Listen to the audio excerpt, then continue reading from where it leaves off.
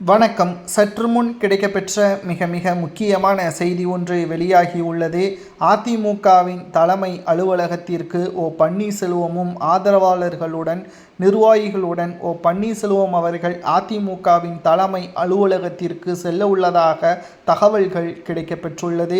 பன்னீர்செல்வம் அவர்களை தடுத்து நிறுத்தக்கூடிய எந்த ஒரு நிர்வாகியும் அல்லது தொண்டர்களும் களத்தில் வேட்பாளர்களாகவோ பிரச்சாரத்திற்கு வந்தாலோ அதிமுகவின் தொண்டர்கள் யாரும் அவர்களுக்கு ஆதரவுகளை கொடுக்க மாட்டோம்.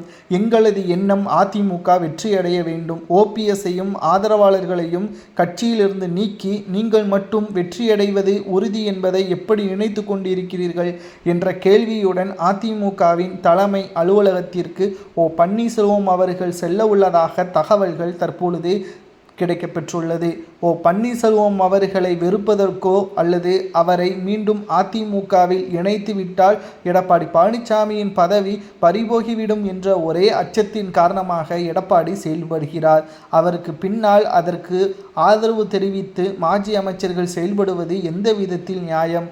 மறைந்த முதல்வர் ஜெயலலிதா அவர்களுக்கு இவர்கள்தான் நிச்சயம் துரோகத்தை செய்து வருவதாகவும் திமுகவை வீழ்த்துவதுதான் எண்ணம் என்ற மனநிலையிலிருந்து ஓபிஎஸ் தான் தமது எதிரி என்ற மனநிலைக்கு மாறியது ஏன் என்ற கேள்விகளையும் ஓபிஎஸ்ஸின் ஆதரவாளர்கள் கூறி வருகிறார்கள். 4 மாதங்கள் மட்டும்தான் சட்டசபை தேர்தல் நடைபெறுவதற்கு உள்ளது. இப்பேற்பட்ட ஒரு சூழலில் அதிமுக வெற்றியடைவதற்கான வழிவகையை செய்யாமல் எடப்பாடி பழனிசாமி அவர்கள் சுயநலத்திற்காக நிற்பது எந்த விதத்தில் நியாயம்? இதுவரைக்கும் சரியான கூட்டணியை எடப்பாடியால் அமைக்க முடிந்ததா? ஏன் இந்த வெட்டி பேச்சு, வீராப்பு பேச்சு இப்படியே சென்று கொண்டிருந்தால் ஓபிஎஸும் சசிகலாவும் டிடிவி தினகரனும் தமிழக வெற்றி கழகத்தின் தலைமையில் கூட்டணிக்கு சென்று முதல்வராக விஜய் அவர்களை முன்வைப்பார்கள் என்ற தகவலையும் நம்மால் பார்க்க முடிகிறது.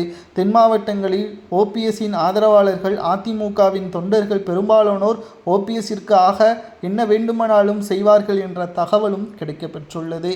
இந்த முடிவை எடப்பாடி மாற்றிக்கொள்ள வேண்டும். இல்லை என்றால் முதல்வராக விஜய் அவர்களை முன்னிறுத்தி அதிமுகவின் உண்மையான தொண்டர்களை களப்பணிகளை வேலை செய்ய வைத்து ஓபிஎஸ் அவர்கள் விஜய் அவர்களை முதல்வராக வைக்கக்கூடிய முழு பொறுப்பையும் ஏற்பார் என்ற தகவலும் கிடைக்கப்பெற்றுள்ளது. ஏற்கனவே செங்கோட்டையன் அவர்கள் தாவேகாவில் இணைந்ததும் குறிப்பிடத்தக்கது. ஆனால் ஓபிஎஸ் அவர்கள் தாவேகாவில் இணைய மாட்டார், கூட்டணி வைப்பார். ஏனென்றால் அவரது ஒட்டுமொத்த எண்ணமே அதிமுகவை மீட்பதுதான் என்ற தகவலும் கிடைக்கப்பெற்றுள்ளது. இதை பற்றி உங்களது கருத்துக்களை கூறுங்கள். ஓபிஎஸ் அவர்கள் அதிமுகவின் அலுவலகத்திற்கு செல்லலாமா வேண்டாமா என்பதை மறக்காம அதிமுகவின் உண்மையான தொண்டர்கள் மட்டும் கமெண்ட் வாயிலாக கூறுங்கள்.